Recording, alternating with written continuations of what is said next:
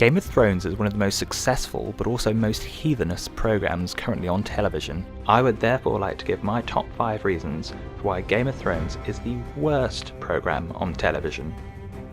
Number 5. The Red Wedding.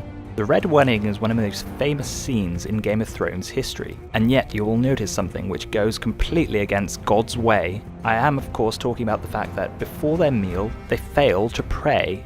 Number 4. At the end of this very famous episode, you'll notice that they play the music of the progressive rock band Sigur Rós.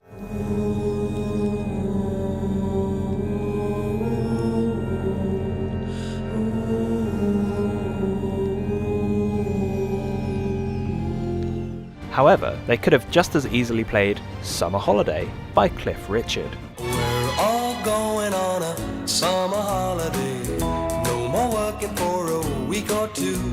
Alternatively, they could have played Wired for Sound by Cliff Richard. It's music I found, and I'm wired for sound. Or The Lord's Prayer by Cliff Richard. Our Father, who art in heaven, hallowed be thy name.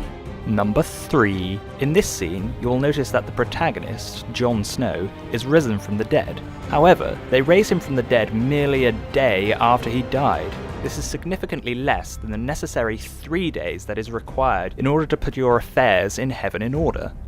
Number 2. In this scene, you will notice one of the most blatant violations of the great words of Leviticus. I'm of course talking about chapter 10, verse 6, which prohibits one from allowing their hair to become unkempt. Number 1. This scene sees the character Eddard Stark beheaded for treason. However, the execution is so clean and quick that he did not have time to repent his sins. A crucifixion would have been far more appropriate, as it would have been a much slower, painful death, giving him time to ask for forgiveness from the Lord.